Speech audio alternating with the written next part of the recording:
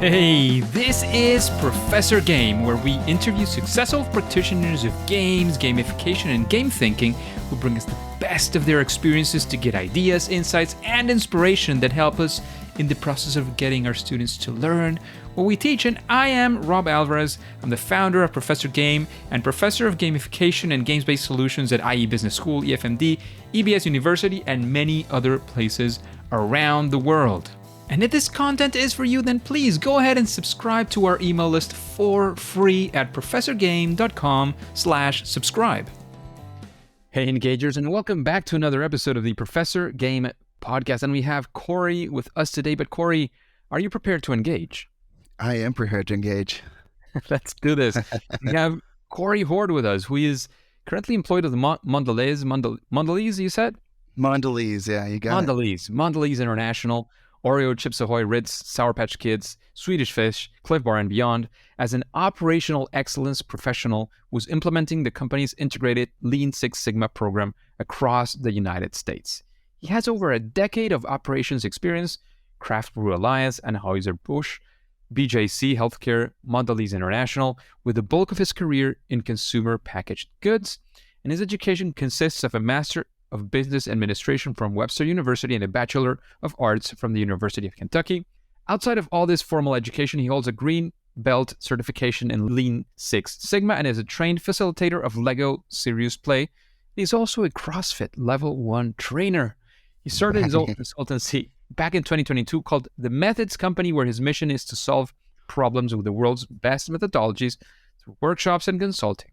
He is a trained facilitator with credentials in LSP, Lego Serious Play, and comes alongside his decade-plus experience with Lean Six Sigma and Agile methodologies and is the makeup of his core disciplines offered through this consultancy we just mentioned. So Corey, a lot of stuff going on in your life. Is there anything that we left out of this intro? I don't think so, but it sounds busy when I sit back and listen to it from this lens, right? So definitely busy stuff going on, but it all ties together, right? So I think you got it all covered. Certainly does. So Corey, we always like to understand, what does the day of one of our interviewees looks like? What are you doing? What does being a Corey Hord nowadays look and feel like?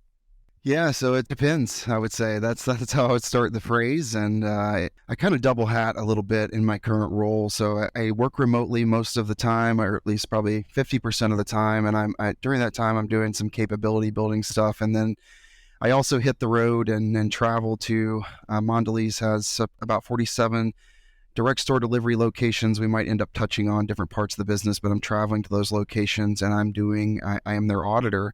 And auditing our Lean Six Sigma program is what I do on site. So I get to put on that auditor hat. I'm going to be critical of all the gaps that live within our program. And I'm going to not only tell the folks on site where the misses are, but I'm going to take off that auditor cap, so to speak, and then I'm going to put on that capability building hat, and I'm going to help them close those gaps and partner with them after the assessment. And assessment week can be pretty intense. So when I say it depends, assessment weeks, we're big on putting ourselves where the process starts. So my start times will range big time because we shadow the delivery processes. Those typically start anywhere from 10 p.m. at night to 4 in the morning. So we're going to shadow that driver and spend some time with them. We're going to shadow all the warehouse processes because we think within our Lean Six Sigma program that everything starts at the fundamentals, right? So where the process starts, how the process lives and breathes, current state, we're going to look at that and see what gaps do exist. We do that against standard operating procedures and do some of that. And so we also go through a myriad of documents and things like that to try to figure out every gap. A lot of folks when we come on site, they say, man, this crew leaves no stone unturned when they come figure out what we've got going on in our operation. And that is true. And it can be a pretty tough pill to swallow when we're going over the shortcomings of an operation. But my favorite part of that is when I get to be back at home, not just being at home, but then I get to put on that support cap and be that supporting role. And my life certainly looks different at home. I know we mentioned some CrossFit. So I start my day off with CrossFit, and then I'll get into my days filled with all kinds of meetings with different people from across the country where I'm trying to help them with where they are and meet them where they're at in the process and in the journey. And that looks differently for everybody, right? Some people do really well with our Lean Six Sigma program and they move right along at their own pace, a very good pace. And then some people struggle, right? And so my big thing for people is to just meet them where they are, right? And figure out what they need and how to help them. And that oftentimes actually means like reframing how we think and how we approach people and do things. So it's a wild, ever-changing environment, to be honest with you, but it's a lot of fun. I love what I do. And I've been in Lean Six Sigma for a long time, right? And I don't know, hopefully the listeners know what Lean Six Sigma is, but for me, I always summarize it with people that it's just discipline and operations, right? We're trying to have discipline routines, discipline processes, and do that. And we're going to reduce that variability in the process, and then we're going to get better results in the end. And that's the goal. And obviously the end for us is putting those products that we mentioned at the front of the podcast in consumers' hands. There's processes and things that lead up to that to make that a success for people, pulling that package off the shelf and getting what they expect each and every time. So that's kind of a day-to-day a little bit. So I know it's not a straightforward answer, but the summary is, assessing, auditing, whatever you want to call it, and capability building. That sounds amazing. And I'm thinking that capability building is especially where all those workshops fall into place. Is that right? That's right. Yeah. So that's for sure the truth. And so I love, if I can.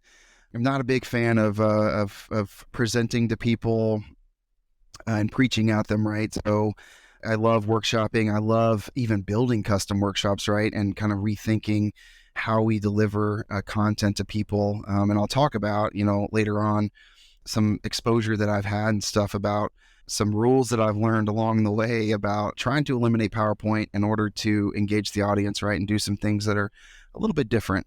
So yeah, for sure. Let's do this. And let's actually talk about perhaps one of those times, but not, one of those top star times where everything went as planned and everything went well and you got great results. Maybe you did, maybe you didn't. But we actually want to talk about one of those times where things did not go your way. One of those fail moments or first attempts in learning, which are, in my opinion, and as we've seen in the podcast, crucial to actually getting to the big successes. So can you tell us that story? Yeah, I love this frame up, right? So a lot of people, I'm going to preface this whole conversation with, like, early on in my career, you try to dodge failure, which is crazy to think about now being where I'm at in my career and stuff. Because man, does failure teach you some really good lessons and start building the base for you to jump off of, right? And so it's crazy just to think back and rewind to my early career and try to dodge failure. And failure is actually, it's a healthy thing, right? It's just, again, building that platform so you can jump off of. So we actually, when I came into the company early on, I was very quickly handed, we had this points program set up, which was an employee recognition program. They could accumulate points and do some stuff through some different activities. And this was for our on-site folks, so what we call our core team, right? So they could accumulate points and stuff. I was handed this program because it was just framed up under a safety lens only, and we wanted to frame it up across the broader Lean Six Sigma program within Mondelēz International. So our program has 10 pillars across it. So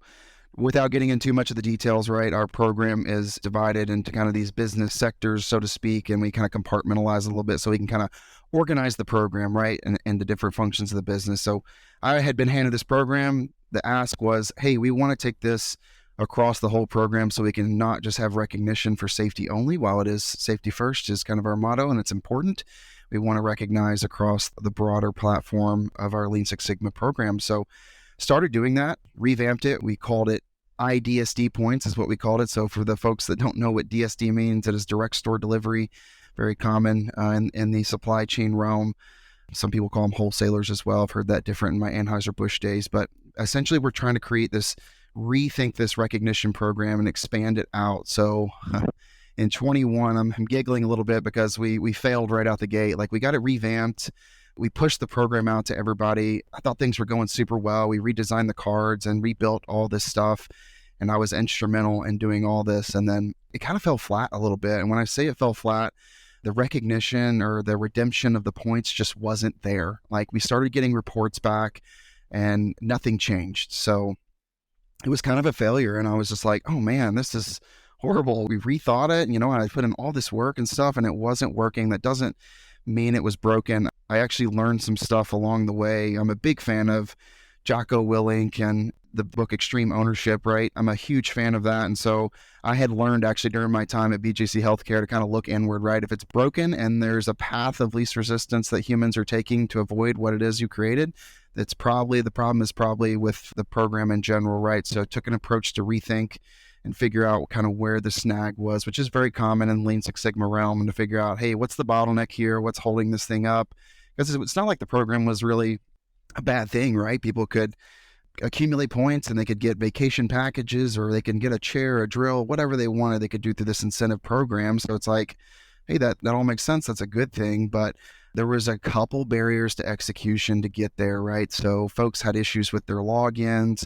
They had issues getting on the website and stuff, and we did not make it easy as a business to do that. So we ended up just rethinking some stuff and doing some additional communication. We did something really cool actually in 2023 for our program, our Lean Six Sigma program. We always do a review season at the end of the year where we might do some changes and might do some tweaks, and then that will take shape for the next year, right? And so we actually added a component in our program that holds the management team accountable to making sure their employees are redeeming the program. So we also had issues with people stockpiling these cards. They would lose them and there would be no redemptions. That would take our numbers down. So I just added a few little tweaks, right? Nothing huge, nothing big. The program at its core was awesome and things were good, but we added a few tweaks to the program, and I'm happy to say that this year our redemption is way, way up. I literally, I just had a call yesterday from our sales side of the business, and the program is catching so much wind that they've somehow heard about it. I have no idea how, but I spent an hour with them talking through what that looks like and stuff and how we've made this happen, right? So that initial failure and that initial disappointment isn't the end game, right? It's just about, sometimes you got to circle back and revisit and try to figure out where those bottlenecks are, and then it can be a success, right? And I don't know the Michael Jordan quote, right? But I know he was asked why he was so successful, right? And it was more about the opportunity, right? About taking all these opportunities, take those shots that no one kept track of the shots he had missed, but he had so many opportunities to make the shots. And that's what it's about, right? It's about taking more opportunities along the way and just taking another swing at it, right? Getting back up to the plate, taking another shot and going for it. And sometimes it might mean rebuilding it, but oftentimes it's just small tweaks, right? To get it across the finish line. That sounds amazing, Corey. Actually, you were reminding me of a story of this fellow, I think it was when I was a project manager. It was actually a fellow project manager from our team. We used to have every now and then these sort of presentations on, things we've learned lately and, what's up and so on. And he was talking about, he was sort of taking something from sports. It was this, not sure who the athlete was, but this person saying, when you're a top athlete, right, you cannot make something that improves your performance 20%. A single athlete is almost impossible to get you that 20, right? But what you can do is make small, mini improvements regularly of 1%, maybe 0.5, 0.3%. Many of those put together actually can get you the way that you want. And that's where you can actually improve your performance in that level. So it kind of reminded me what you were saying of doing it over and over and over again to get that slight edge that actually takes you to be from one of the best in the world, like Michael Jordan once was, the best in the world at that time, right? Oh, I love that. That's so good. Amazing. So Corey, we've talked about that difficult story, that difficult time where it didn't really go your way, but let's actually go in the opposite direction. One time where, again, it could be the first attempt or the nth attempt, it doesn't matter, where actually things went really well. One of those sort of proud projects or proud moments you can tell us about, because we want to learn from that. We want to maybe find some of the success factors in there. Yeah, man, my mind immediately actually goes to Lego Serious Play. That's a very timely plug. I got to tell you, I went through a wild experience of, I was actually finishing up my master's degree, and the person that was offering the certification was going to, for the first time, do live classes. And I had discussed with my wife, and I was like, I got to do this, right? I got a double hat here, and I'm going to make this happen. And so I went through the training, got certified, did all that, but I was really unsure about where to go from there. And my wife said something super simple to me that was so impactful. She just said, hey, just take the next step, right? Very similar to the conversation we just had about taking that small step and just that next step. And she was like, what is your next step? And I was like, I really need to do a workshop, right? And I need to feel how that is going to feel. And I've got to tell you, I don't know, a lot of folks, I try to tell folks I've done several workshops now with Lego Serious Play and really beyond that. But Lego Serious Play specifically, that methodology is so incredible. and it puts the participants in a place and space of vulnerability to where they can think in a different way, right? And the workshop is so wildly successful in the experiences that I've done it, that people are just like, wow, you're an amazing facilitator. And I'm just typically, I like to be super humble about that, right? And I usually tell them, I got to tell you, the methodology is doing the heavy lifting. I'm just delivering it and taking it across the finish line and taking you through the process and the steps and doing that. But man, what a wildly successful thing it has been for me to experience and do Lego Serious Play. Especially, I've done it several times within Mondelēz International. I've done a handful of workshops on the outside as well, and picking up traction over time with that methodology. But every time it has not changed. I walk away just being like, wow, it's just an amazing thing. The most recent one I did, I always tell this story to folks about it, is I took this group through this workshop, and this is a group of leaders across the state of Missouri. And we were doing this with the Missouri Chamber of Commerce, and I took them through the workshop. And by the end of the workshop, I tell people that the room was thinking so much. They had no idea that I was even there. And what a successful place to be in as a facilitator, to know I've done my job. I could literally slip out the back door and these folks are in a place and space of thinking and idea generation that they don't need me anymore, right? And they're drafting actions and they're moving forward without you. And I'll never forget that moment of standing there and thinking, these folks have taken over this room and they are brainstorming together and they're standing closer to one another and they're crafting next steps forward, and they don't even know I'm here, right? And that is a successful spot to be in, as weird as that sounds. But that methodology for me has been just crazy successful every time I've done it. Well, I guess that's kind of what it means to facilitate, right? Yeah, it does. Yeah. I've certainly had my my fair share of rough facilitation things, and I know we'd mentioned, on the front end, CrossFit, right? And CrossFit has its own, it's facilitation, right? At its core is what it is. But I've had a couple of episodes. It has a few different dynamics to it, right?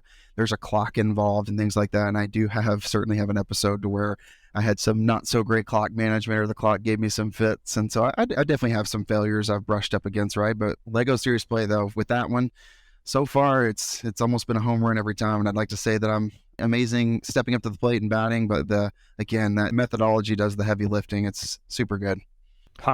Absolutely. I actually love Lego Serious Play. I haven't been doing it for that long, but I've enjoyed every single time. I had been doing some stuff with Lego Serious Play.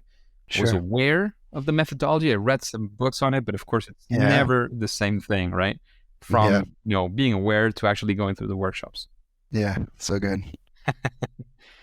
So you've discussed, the ups and the downs, and of course you've been doing this for quite a while. And I don't know if it's directly about gamification or one of your Lego Serious Play workshops, or in general, if you were approached, a problem that you wanted to solve using one of these tools, what is your process like? How do you do it?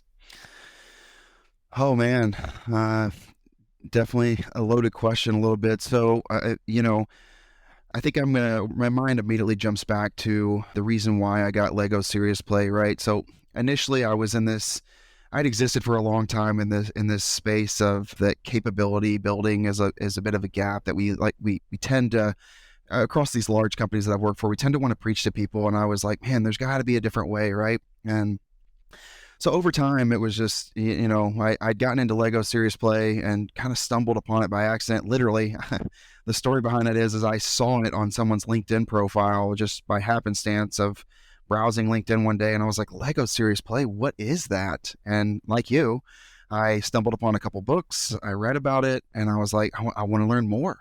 And so then I ended up taking the certification. But really, I did that to get my foot in the door a little bit, right, with people, because I wanted to, from the onset, to have a different experience with me, whether that's with Mondelēz International or some of the stuff I've done on the outside with, outside of Mondelēz International. I just wanted people to know from the get-go that, hey, this guy does things a little bit different than we're used to. And I think that's like super important for me, of like when I'm going to do whatever it is I do with people and when I'm going to partner with them, that Lego Serious Play was really a foot in the door. But my long game a little bit is more in operations consulting and doing like more workshops and teaching really Lean Six Sigma and supply chain principles and practices through different ways of learning. I've always done this, not on purpose. I'd love to tell you that my career has been super calculated, but it's always been like, I'm struggling to learn this concept or whatever it is. Like when I was working for BJC HealthCare, which they're like one of the largest healthcare providers in Missouri, we struggled with 5S methodology. And I literally built a workshop from the ground up that we did that was very hands-on about them having their own warehouse, and we were downsizing, some of the portfolio, and they had to get that stuff out of their warehouse. And we kind of walk through, right, the sort, set, shine, standardize, sustain, and all those steps, and let them build their thing. And they would actually fulfill orders in this workshop, and we would actually show improvement over time. And they would multiple times fulfill orders, and they would just get better and better the more steps they focus. So I'm really into that, of teaching that methodology, all these things through whatever it is I'm teaching. Most of my work is spent in the Lean Six Sigma realm, so I'm teaching those principles and practices, but I like to do it through ways that are a lot different. And we just did a workshop in Nashville literally last week that, very similar hands-on workshop. That was a lot of fun too. That's amazing. Just a quick break before we continue. Are you enjoying this podcast? If you're listening through a podcasting app, please subscribe and rate us on the app. This will be of great help to reach more engagers so we can change the world together through gamification. When you're, you've discussed all the experience that you had, and of course, we know your process, a little bit of it at this point. Would you say that there is some form of a best practice, something that, at least makes your project a little bit better, the way they work, the way, the results that they get, that one thing that maybe makes things a little bit better? Oh man, yeah, absolutely. When you say that question, my mind immediately goes to, I had a session with a gentleman that I'll tell you more about later on, but this gentleman had a rule about no PowerPoint. So I'd stumbled upon this gentleman through taking that next step, right? I know we talked about early on in the episode here about my wife telling me, hey, take that next step, right? And over time, I took those small steps, and this led me down a path of being introduced to this gentleman. And I got a one-on-one session with him for an hour, and he, this is a pivotal moment for me, but he said they were in a new space, and he pointed over at this TV that was covered with a black sheet and said, did you notice the TV was covered up? And I was like, I didn't really know what it was. And he was like, do you know why that is? I was like, not sure. Tell me more. And he said, we don't do PowerPoint here. We don't do presentation. I was like, wild thought. I literally left this meeting with this gentleman, and I'd messaged my team within Mondelēz International and said, hey, I just met with a guy. Here's a rule, no PowerPoint. And I was like, wouldn't that be a wild thought in our world where we capability build, especially remotely, if we thought about things in a different perspective, right? So I'm not saying for the folks listening, I'm not outlawing PowerPoint, right? But I am saying, for me at least, I have approached my teachings and capability building in a different lens. I'd already done that through workshopping, but through remote lens, it can be a little bit more difficult, where our default is, let's do PowerPoint, right? And let's go through that and do some of that. And I think it's important to rethink that. That's the best practice for me, is rethinking that approach and making sure that whoever it is you're delivering content to, that you're engaging them right, and that you're also asking for feedback along the way. Is this working? Is it not? Instead of preaching to somebody for an hour with a PowerPoint, can we flip that on its head and build some exercises? And again, they might not be perfect. We often get like this kind of paralysis by analysis thing of like overthinking what we're doing, but sometimes you can find little pockets where you can engage the audience and get their feedback along the way. And you can use kind of some improv skills a little bit, which is another thing I've done, right? That's important for facilitation, is taking a few improv classes to learn to think on your feet and to figure out, how can I change this as a facilitator a little bit for the audience so they have the best experience possible. So just coming out of a frame of mind of no PowerPoint, or limited PowerPoint, I would say, is my modified rule. And how can we workshop this instead? It makes a big impact on people. And it also, when I think back to that conference I told you about that I just came from in Nashville, we had lots of presentations, and not that the presentations were bad or anything, but I would venture to say that folks are going to remember a couple of things, right? They're going to remember the stories that were told, and they're going to remember some of the hands-on activity, right? And the interactions with people are probably a few things they're going to take away. They may not remember that spreadsheet that was pulled up with financial numbers on it, right? That might be like, whew, that's a lot for me. So I just think we have to like rethink and turn things on its head. And my philosophy typically on that is, I heard at one point in time about, we don't have to tell kids to play video games, right? I know not everyone's child plays video games, but most kids by and large, video games they like to play them, right? We don't have to tell them to sit in the chair and play video games. We often have to tell them to step away. So how can we do that in the professional world? Just because we have kiddos, and kiddos are, have great attention spans, and they do that. How can we engage adults like that, right? To make something work and everything fun, and so they can get into it. I think we have to really rethink how we deliver our content, I think, is the key takeaway for me. Amazing. Thank you for that key tip, so to speak, Yeah. in many ways. So Corey, what would you say is a person that you would like to hear their insights, their interview on an interview like this one on Professor Game Podcast? Is there a person you would like to hear? I've got a couple of folks for you, actually. And the one is actually, his name is Matthew Homan. So I ran into Matthew. He's the one I was telling you about that has the no PowerPoint rule. So I ran into Matthew. Matthew runs a place in St. Louis called Filament. If he listens to the podcast, he might get mad at me a little bit because I don't know how to frame up his business. Besides, he rethinks how to deliver meeting content, I think, is a good summary of what Matthew does. So he has a center, so to speak, in St. Louis. And again, no PowerPoint rule. He does a myriad of things. He has worksheets and takes people through. I can remember sitting down with Matthew and having this hour conversation with him, and met him through a person, right? And sat down with him. And I'll never forget the table. He had worksheets scattered on the table. There was Play-Doh on the table. We were talking Lego serious play, and we're really just talking about how to open the mind, right? And do different ways of thinking and stuff. So Matthew has just a different approach to how to do things and stuff. So he's a great guy, super intelligent. He actually has quite the background. Even, he was a lawyer at one point in time, actually, and now he does this center or whatever. It's called Filament. You guys have to look it up. But Matthew is great. He's got a different way of thinking, and that was the fastest hour I think that has gone by in my life in recent memory. Right? It was so engaging and so fun to talk about all this stuff, and he has a lot of great tools and resources. So he would be a great one. The next person I would recommend is actually, her name's Christina Scaglione. So Christina joined the team in Mondelēz, the team that I'm on, the operational excellence team, sometime last year. We had worked in similar buckets together, and Christina has a ton of personality. She's a super bubbly person, great to be around, brings a ton of energy, but she has made me better as a result. She would probably tell you she's not super into gamification, but I think she is. She likes to make things fun. She actually is the person that, when we built this workshop for this Nashville conference for Mondelēz, I partnered with Christina. And so she just brings energy and just a different mindset, and she's really open to doing stuff. And she's a very good project manager as well, and does things just in a different way. And she just really likes to, I probably stole this phrase from her. I think I used it earlier as a reference, but she likes to meet people where they are. A little bit, and she likes to do some of that. And you have to you got to be in that support function a little bit, and you got to listen to people, right? You got to be an active listener, and she practices on a lot of these things. So she is very insightful and has a lot of energy, and I know you would love her, just to love her energy alone to be on the podcast.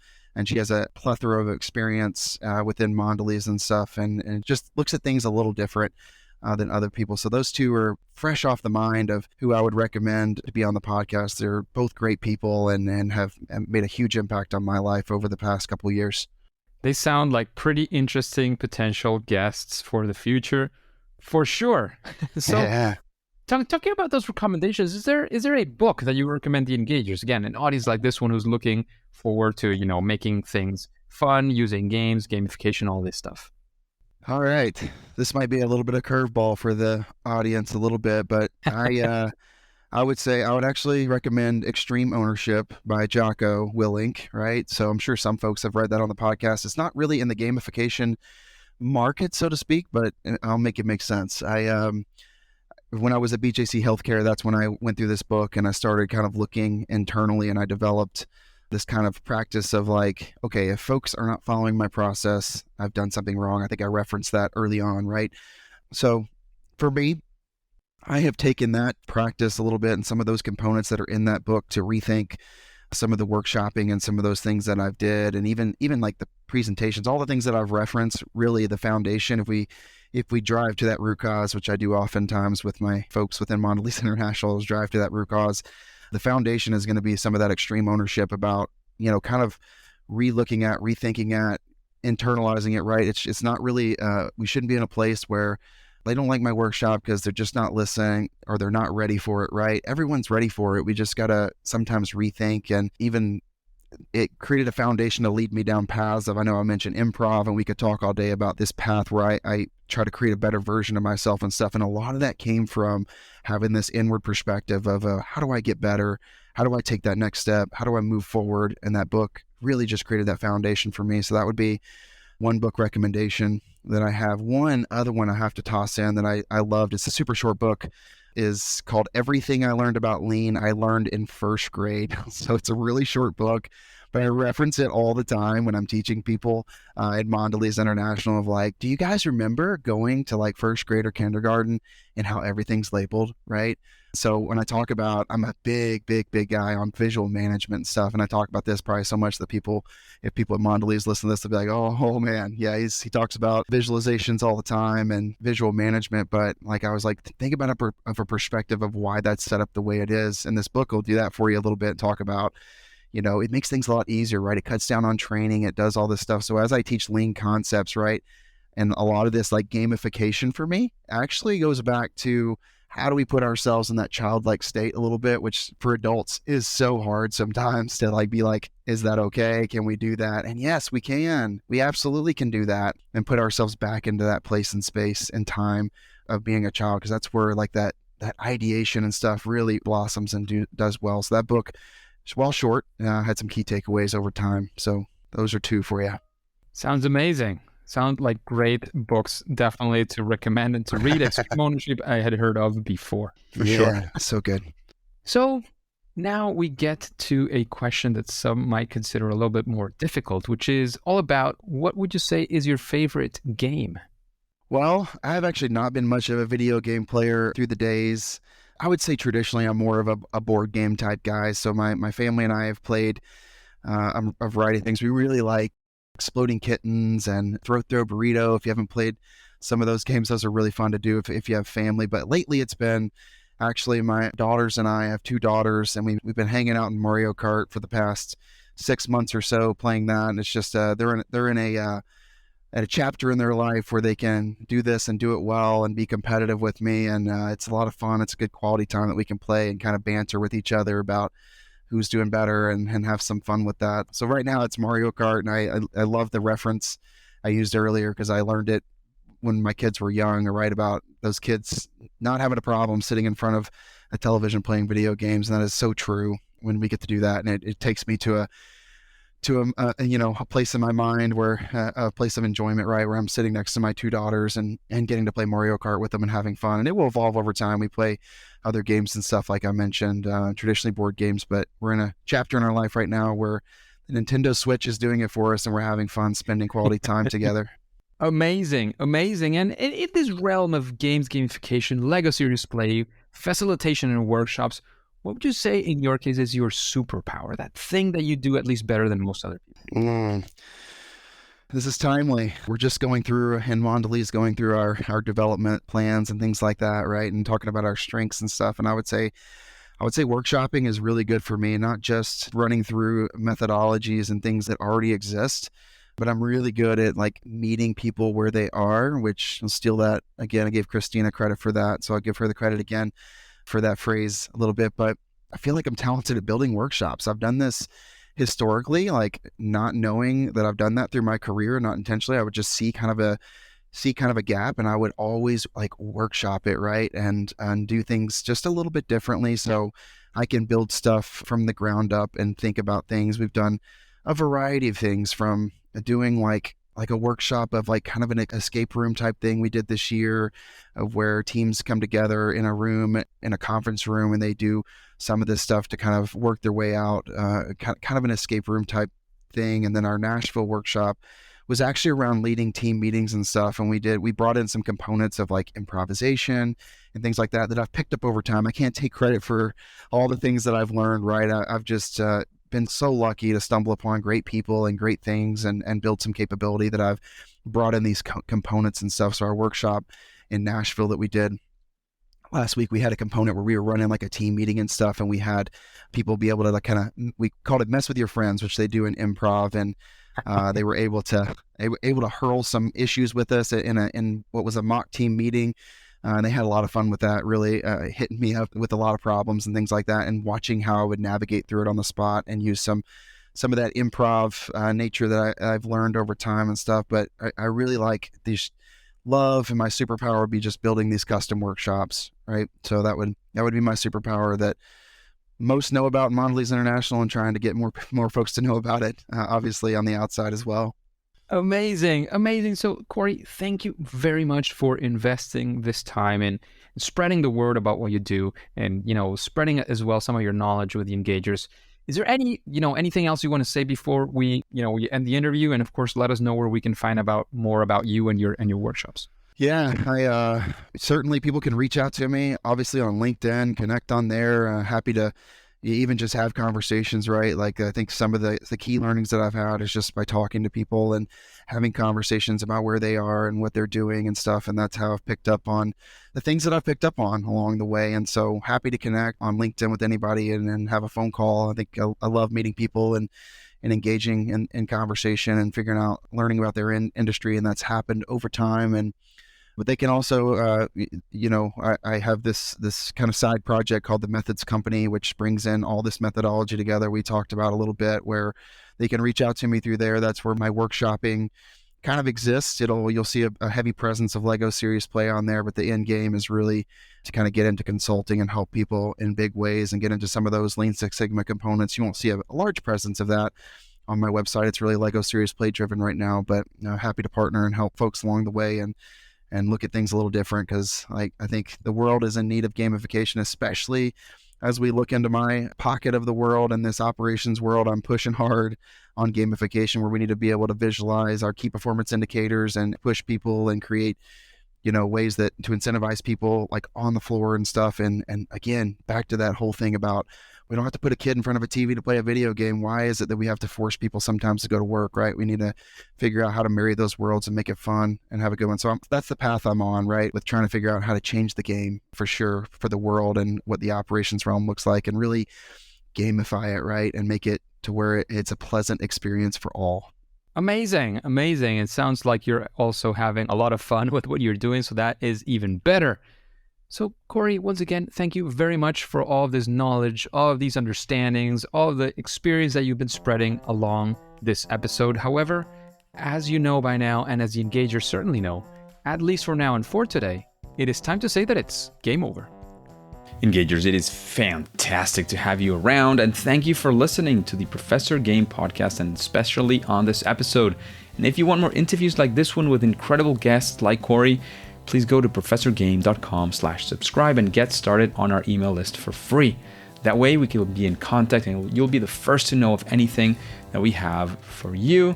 And remember, as always, before you go on to your next mission, before you move on, remember please to subscribe or follow, whatever that looks like, on your favorite podcast app. All of this is for free. And then listen to the next episode of Professor Game. See you there.